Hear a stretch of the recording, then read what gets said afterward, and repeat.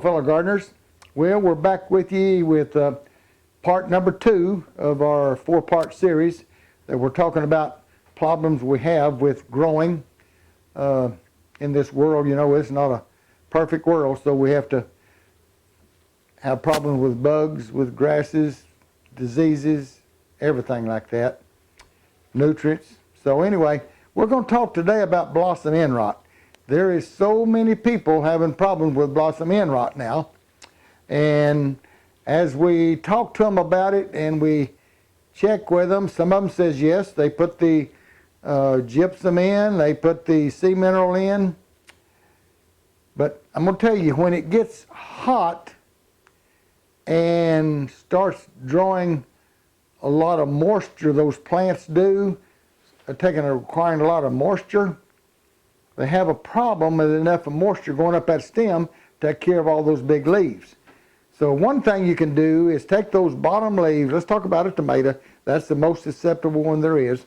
Take those big leaves off the bottom all the way up to your first hand of tomatoes, and you can even go on up to the second hand if you want to, because you don't have to have all them leaves to produce those tomatoes. You need the ones on top that's taking in the sunlight and so forth. So that will help a lot to get some of those big leaves off of there, down at the bottom. You don't need them. Get them off so they won't use your moisture up. And then the main reason of blossom end rot, you might ask me, what is blossom end rot? Let me tell you what blossom end rot is. Let's take this beer tomato. Your stem is right here. So you got your tomato hanging there, and you look on the bottom of it down here where there's a black, where the blossom goes, there's a black spot there. It's real black. You don't have a problem seeing it. That's blossom end rot, because this fruit wasn't getting enough of the moisture, bringing the calcium to it to mature that plant, that fruit. So it's drawing up and rotting. It's blossom end rot, they call it. This happens on tomatoes. It happens on squash, eggplant. You can get some on cucumbers, not too bad, but some. And I'm sure there's other plants I'm just not thinking of right now, but the tomato is the number one. That is the number one that has the blossom end rot. And so the lack of calcium in that fruit is what's causing that. So what can we do to prevent that or help with it? Okay. You know, now we have a reason to ask you to put those 5 dry fertilizers in with that soil before you plant. One of them is Epsom salt, which you have it under your counter. You don't need to buy it off of us. You don't need to buy it anywhere. If you got it under your counter, use that. Epsom salt is Epsom salt. The second thing is powdered gypsum. A lot of people say they can't find the powdered gypsum. They can find the pelleted gypsum. We recommend the powder, but if it's all you can get is pelleted, or that's what you got on hand, throw you some of it in a cup or a jar and put some water on it, let it sit overnight, and next morning beat it up and put that amount that we recommend. I think it's 1/4 to 1/2 a cup of gypsum around it, around each plant, not right against the stem. Don't pile it up against the stem. Leave it out a little ways from the stem and get it around there, and then after you get it all scattered down there, water it in. So that's powdered gypsum helps. Even your lime helps some, but we don't recommend add more lime, and there's a reason for that. We'll try to talk about that after a while, about the pH of the soil. The lime changes your pH of your soil from acidic back up to, from acid up to acidic, and we don't want to get it too high, and your lime just keeps taking it up sweeter and sweeter, and you can get it too high on your lime with your pH. So we don't want to do that. So we're not recommending adding more lime. You've already put lime in the first time as you planted your plants. So sea mineral is another thing we ask you to put in. You know, sea mineral has 90-something different trace minerals. We'll talk a little more about that as we get on over on the next video. But that sea mineral, C90 we call it, it's ocean water, evaporated, has 90-something different micronutrients in it. It's important to put that in. You know, a lot of people don't want to go to the problem that they just want to go get a little fertilizer and throw it on there and forget it. You can do that, but You might grow plant, you might not grow no fruit. You might just have the green plant. And with a tomato plant, the green plant's no fun to grow. You want them red fruits on there. Okay, and another thing you can go buy is called Stop Rot. It's a spray, it's in a bottle. You mix it in water, spray it with one of them our pump-up hand sprayers or a pump-up sprayer. Use it as it's directed on the bottle. You can buy that at a chain store or Walmart, a feed store, independent feed store, or a garden center. And it's called Stop Rot spray, and it's to stop the blossom end rot by furnishing calcium to your plant. So you spray your complete plant under the leaves and everything, on the fruit, and get that calcium on there. Now it won't help you with the one that's already got the blossom end on it. That's too late. You're going to have to pull that off and throw it away. But it will help with the ones that are just coming on. So that's the main ones you got to spray, not the one that's already got the blossom end rot on it. Get the little one sprayed in the leaves. Do that early in the morning, right after daylight, so you'll have time for your plant to dry off before it gets hot and tries to scorch your plant. So I don't like to do it at night because then it stays on all night and can cause a disease. So we like for you to get up early.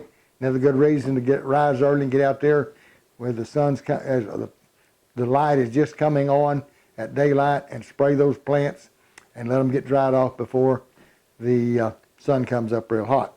So anyway, that will help with your blossom end rot. Another thing you ask, what can you do for squash bugs? Well, there's another reason to be up at daylight. You take you some Blue Dawn or some Joy. I'm sure any Dawn will work. I just don't see buying that expensive Dawn. Just buy the old common Dawn that started with. It was blue in a bottle. It was cheap. A lot of times you buy them little bottles for $1, $1.25 down on the bottom shelf of Walmart. Might be a little more now since things are increasing. But anyway, use that cheap Blue Dawn. Put you about 3 tablespoons of that in a gallon of water, and you spray your plants. If you want to just spray a quart, well then put a tablespoon in a quart or 2 tablespoons in a quart, and do it at daylight. And let me tell you, now those squash bugs will be up in the top of your squash plant if you get out there early before the sun rises. They'll be right up on the top of it, under the bottom of the top leaf and everything. And you spray this directly on those bugs, under the leaf and everything like that. And you leave it on there for about 30 minutes. And then you go back and you take clear water, your water hose, and just turn it with a pressure and wash that soap off so it won't scorch your leaves when the sun comes up and gets hot. Okay? The next thing they ask us about, why did we change from 4-18-34 master blend and we went over and started recommending an 8-34-23? Well, let me tell you, that 4-18-34, it doesn't have enough nitrogen in it for the plants. And so we recommended to you that you go get you some calcium nitrate. That's some of the calcium, but it's also got nitrogen in it. 15.500. Now that's a little harder to dissolve in water. You have to do it in warm water to dissolve that. But anyway, when you put a half a teaspoon of that and a half a teaspoon of the 8-34-23 together, the 4-18-34, that made you a fertilizer that you could get by with. Well, so many people didn't want to do that. They said that's too much trouble getting 2 fertilizers mixes. So we went and had our company, not our company, but the Master Blend Company, to make us a 8-34-23. They did that by adding a 4-18-34 and a 10-52-10 together, and that's what they come up with, 8-34-23. Now you can get by if you want to go to like chain store or Walmart, and I'm not selling for Walmart, but I'm saying you can go there, everybody shops there, and you can go buy you a bottle of Super Bloom called 10-52-10. That's got the high center number, got the nitrogen about right, but the potash, the phosphorus on the end is too low. So you need to buy you a sack of 0,060. And that's what takes, that's potash, and it will take care of your phosphorus. Potassium, I'm sorry. And anyway, when you put that in your soil, that 0,060, and you use this 10-52-10, you can get by. You can get by. You can do it, okay? Or you have the option of ordering off us with the master blend of the 83423, and we will mail it to you. All right, the next thing we're going to talk about a little is about these fertilizers. Number one, we talked about lime.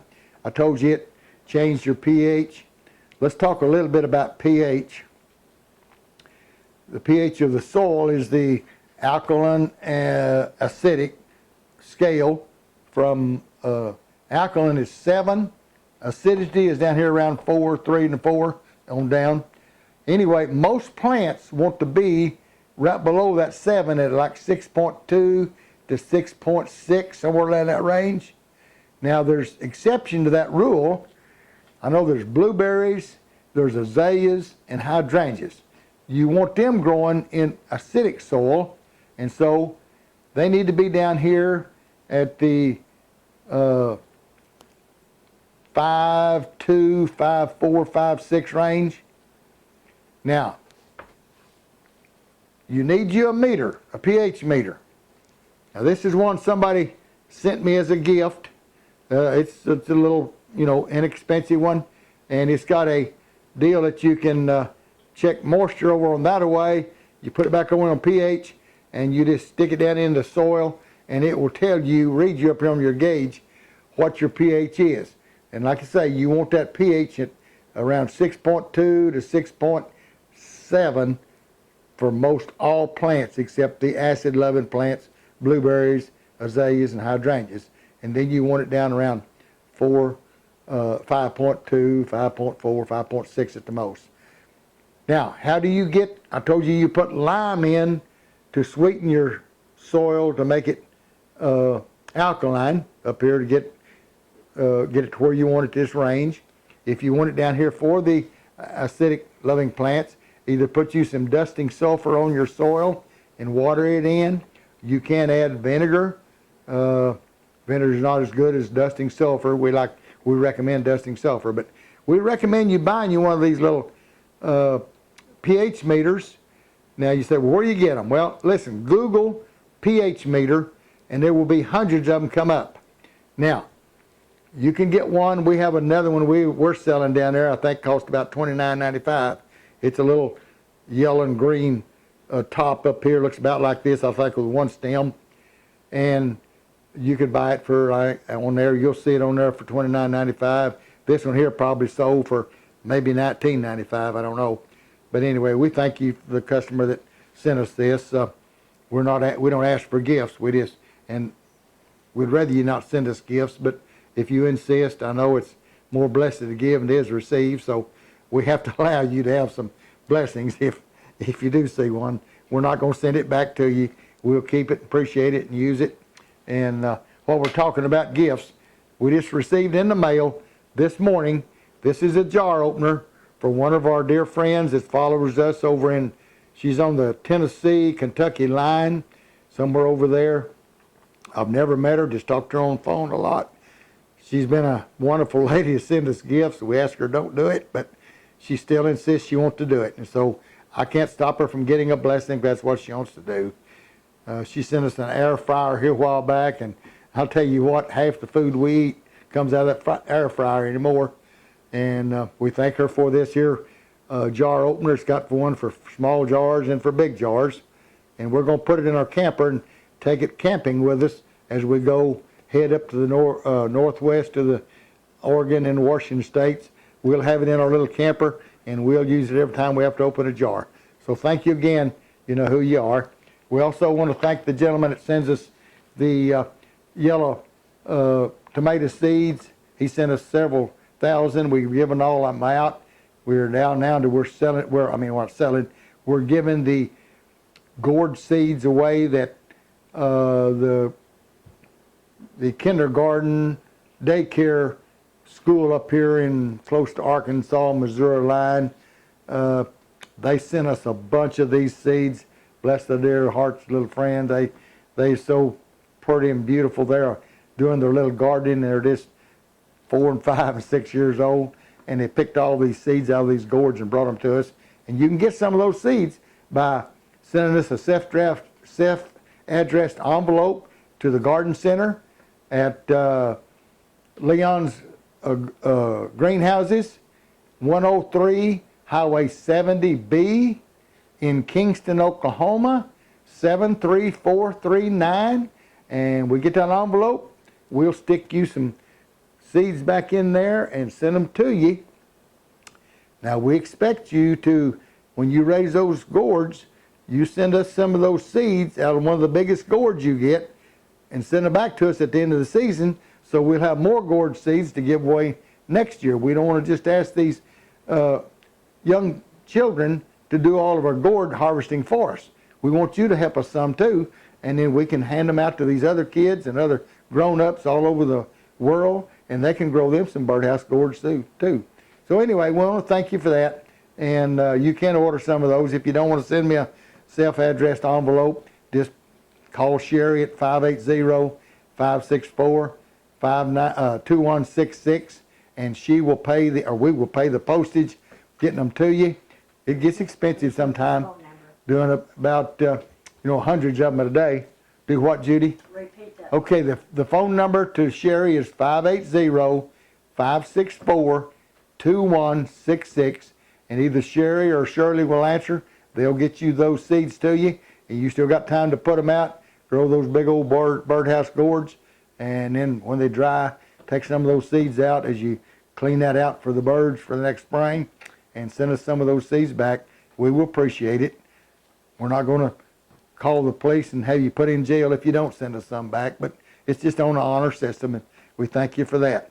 Now, we're going to talk about this, go back to this lime. I'm sorry I'm jumping off, but anyway, this lime, like I said, it changes the pH of your soil, so you can't go back and add extra lime because you'll get it too sweet, too high above alkaline, and it won't absorb the fertilizers, the nitrogen, the phosphorus, and the potassium. You've got to keep it there in that 6.2 to 6.7, and that's the ideal place that your plant can take up these nutrients when it's like that, when it's perfect like that. You get it down acidic, they won't take it up. They can't. It can't release the fertilizer out of the soil to them. I'm not a chemist. I can't explain all that to you, but it just doesn't work unless you got your pH right. So a pH meter is worth its weight in gold for you to know where your pH is. All right, let's get on now with gypsum. Now, you know where I said the lime will change the pH of your soil. The gypsum doesn't. It's got calcium, and it's also got some sulfur. Now they kind of counteract each other, I guess, because the calcium, is for the plant to have plenty of calcium to make that fruit mature. The sulfur is what you put on to make the pH low, but it doesn't change as bad as the lime does on the sweetness of the soil, like the sulfur does of the souring the soil or acid of the soil. Anyway, the gypsum does help break up composted soil. Breaks up clay soil. Clay is real tiny little particles. They're so fine, they stick together and just like, well, they call it clay because it's stuck together and there's no place to hold air in it. When you put this gypsum on that clay soil, it has a tendency to help break it up to where it clings together in little bigger particles. Well, when you have a little bit bigger particles that are together, there's always air space in there, and you need that air in your soil also. Well, now if you say, okay, if that's the case, let's go use sand or gravel. There's big particles there, and there's lots of air space. Well, that's the deal. That's on the too big a particle, and then the air gets in there too much, and the first thing you know, your sand or your gravel is dried out in just a few hours. So what we want is that right base of particles called sandy loam. You know, it's just a little coarser than your clay is, but it's together just the right amount that sandy loam is what you want in the ground. Now in the tubs, we want it a little coarser, so that's the reason we use peat moss, and we use some perlite in there and some compost, and you use some fine pine bark or cedar chips, you know, ground up or something to make you the right soil to hold the right amount of air that the plants won't drown in that wicking tub. And that's what we're mainly teaching about, is wicking tubs. So we want to help you there. So the gypsum does help clay soil. It enhances the soil aeration, but it also helps with the calcium in our tubs. All right, we get over to Epsom salt now. That's the one I tell you, you've got it home under the counter. Don't call the internet for me to send you some. You can buy it at any drugstore, the grocery store. You can get you a little, look like a milk carton full of Epsom salt, and use that, then go back and buy you some more. You know, that's magnesium and sulfur. You still got a little bit of soil there, a little sulfur there that will change your pH down just a little, but that lime keeps it sweetened, okay? So magnesium is what you're getting out of the Epsom salt, which is crucial for chlorophyll production and overall plant health. The chlorophyll is what makes your plant have that green in its leaf, in its color, the color of green in its leaves. So we got to have that chlorophyll in it. We got to have use some of that magnesium, which comes out of the Epsom salt. It also, Epsom salt also improves the nutrient uptake, also helps with yellow leaves, which is a sign of magnesium deficit. And the magnesium, you know, deficient is one sign of yellow leaves. There's other signs, you know, iron deficiency causes them to turn yellow. Lack of moisture turns them yellow. Too much moisture can turn them yellow. You have to check and see what is really wrong with your plant. Now listen, instead of calling me for every one of these problems, and I'm not saying don't, you can, but there's an easy way. You just take everybody's got one of these smartphones anymore. Just go down here and open it up and punch down here at Google. Let me get on here. And just punch right down here at Google. This little thing right here looks like a compass. You punch on that, and then you ask your question, you know, what can I do to keep my tomatoes from having blossom end rot? What can I do to stop leaf curl? What can I do to make my plants greener? You can do that. You can ask that question and then punch in and get the answers, or you can ask Siri. You can just say Siri's name, and she'll say, uh-huh, and she wants to help you. So ask her the questions, and she'll help you. But if it all comes down, you need to talk to me, call me or text me. I don't mind. Okay, let's go on over and ask another question or two. Let's answer another question or two. All right. Let's see what else I did not get on there. Maybe that was it. Maybe it's time for us to quit. I'm sorry. Anyway, thank you for watching. Punch that button, ring the bell, leave me a comment, whatever you want to do, and we'll make you another video.